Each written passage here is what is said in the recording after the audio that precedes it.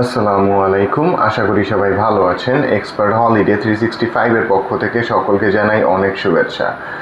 আজকে আপনাদের সামনে যে বিষয়টি নিয়ে কথা বলবো সেটি হচ্ছে, আপনারা যারা অস্ট্রেলিয়ার জন্য অ্যাপ্লাই করতে চান বা অস্ট্রেলিয়া ভিসার জন্য অ্যাপ্লাই করতে চান, তাদের একটা কমন জিজ্ঞাসা থাকে যে আমরা আমাদের ব্যাংক স্টেটমেন্টটা, আমরা আমাদের ব্যাংক সলভেন্সিটা বা আমরা কী ধরনের ফাইন্যান্সিয়াল স্ট্যাটাস যদি দেখাই আমাদের ভিসা হওয়ার চান্সেসটা বেড়ে যাবে। সো আপনাদেরকে বেসিক্যালি আজকে এই জিনিসটাই বলবো যে আপনি আপনার ব্যাংক স্টেটমেন্টটা কিভাবে অ্যারেঞ্জ করলে আপনার ভিসা হওয়ার পসিবিলিটিটা বা চান্সেসটা সব থেকে বেশি থাকবে। সো প্রথমেই যে জিনিসটা বলবো, অস্ট্রেলিয়া হচ্ছে এমন একটা কান্ট্রি যারা হচ্ছে আপনার ভিসা হওয়ার ক্ষেত্রে বা ভিসা অ্যাপ্রুভ করার ক্ষেত্রে আপনার ব্যাংক স্টেটমেন্টটাকে অনেক বা সর্বোচ্চ গুরুত্ব দিয়ে থাকে।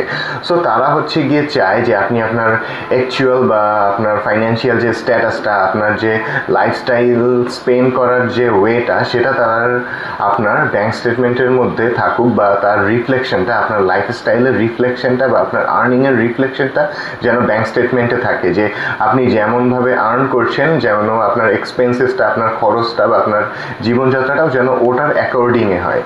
সো সেক্ষেত্রে আপনাকে যে জিনিসটি করতে হবে, আপনি যদি আপনার ব্যাংক স্টেটমেন্টটা ওভাবে সাজাতে চান, তাহলে ধরুন আপনি যদি সার্ভিস হোল্ডার হয়ে থাকেন, তাহলে আপনার একটা মান্থলি স্যালারি আছে।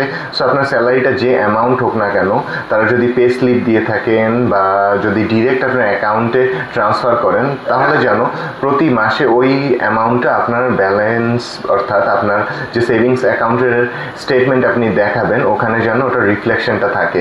সো যে জিনিসটা আপনার করতে হবে, অনেকের আবার বাড়তি বা এক্সট্রা অনেক ইনকাম থাকে, যেমন আপনার হাউস রেন্ট থেকে ইনকাম হচ্ছে, বা আপনার কোনো প্রপার্টি আছে, বা কোনো অন্য কোনো ধরনের বিজনেস থেকে থাকতে পারে সার্ভিসের পাশাপাশি। সো আপনি ওগুলোর যত ইনকাম সবগুলো আপনার ওই স্টেটমেন্টের মধ্যে যেন থাকে, বা তার রিফ্লেকশনটা যেন থাকে, সেটা যেন সেভাবে আপনি আপনার ডকুমেন্টসটা বা আপনার স্টেটমেন্টটা সাজাবেন। সো আবার যারা বিজনেস করেন, তারা যেন তাদের বিজনেসের সকল প্রোফাইলটা সুন্দরভাবে সাবমিট করেন, এবং আপনার যে বিজনেস রিলেটেড যত ইনকাম আসছে তা যেন আপনার বিজনেস অ্যাকাউন্টে রিফ্লেক্টেড থাকে এবং আপনার সেভিংস অ্যাকাউন্টেও থাকে।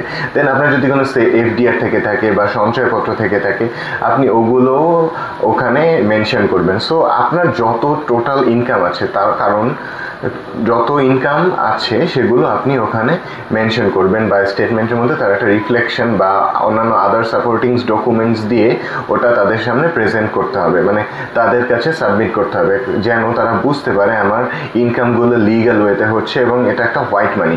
কারণ তারা বুঝতে চায় যে আপনার যে ইনকাম সেটা লিগ্যাল ওয়েতে হচ্ছে কিনা, আপনি একজন অনেস্ট পারসন কিনা, বা ট্যাক্স নিয়মিত দিচ্ছেন কিনা, এই ট্যাক্স সার্টিফিকেট বা ট্যাক্স রিটার্ন এগুলো আপনি মেনশন করবেন। সো বেসিক্যালি যে জিনিসটি হবে, আপনার যে আর্নিংটা হচ্ছে বা ইনকামটা হচ্ছে, ওটার একটা রিফ্লেকশন যেন আপনার স্টেটমেন্টে থাকে। সো এমনভাবে আপনি স্টেটমেন্ট সাজালে আপনার ভিসা হওয়ার পসিবিলিটিটা বেশি থাকবে। সো এখন আর একটা জিজ্ঞাসা আপনাদের থাকে যে কত টাকা রাখলে ব্যাংকে আপনি অ্যাপ্লাই করতে পারবো, মানে ভিসা হবে। সো এক্ষেত্রে আমি জিনিসটি বলে নিই, আপনার অস্ট্রেলিয়া যাওয়ার পর যে খরচটা হবে, ধরুন সেই খরচটা 5 লাখ। সো অবশ্যই আপনার অ্যাকাউন্টে 15 লাখ প্লাস একটা অ্যামাউন্ট থাকতে হবে। কারণ হচ্ছে যে আপনি আপনার ওখানে যে যাবেন, আপনার পুরো সেভিংস তো আর খরচ করে দিবেন না। সো একটা আপনার যে মান্থলি ইনকাম হচ্ছে বা আপনার ওখানে যে খরচটা হচ্ছে, সেটার পুরো রিফ্লেকশনটা যেন ওই অ্যাকাউন্টে থাকে। সো অনেকে আবার ফ্যামিলি নিয়ে ভিজিট করতে চান, সেক্ষেত্রে অবশ্যই আপনার অ্যামাউন্ট আরও বাড়তে হবে। যদি ওখানে আপনার খরচ 10 লাখ হয়, সো আপনার সেভিংস অ্যাকাউন্টে, আপনার সলভেন্সি সার্টিফিকেটে অবশ্যই একটা 30 লাখ প্লাস একটা অ্যামাউন্ট থাকতে হবে।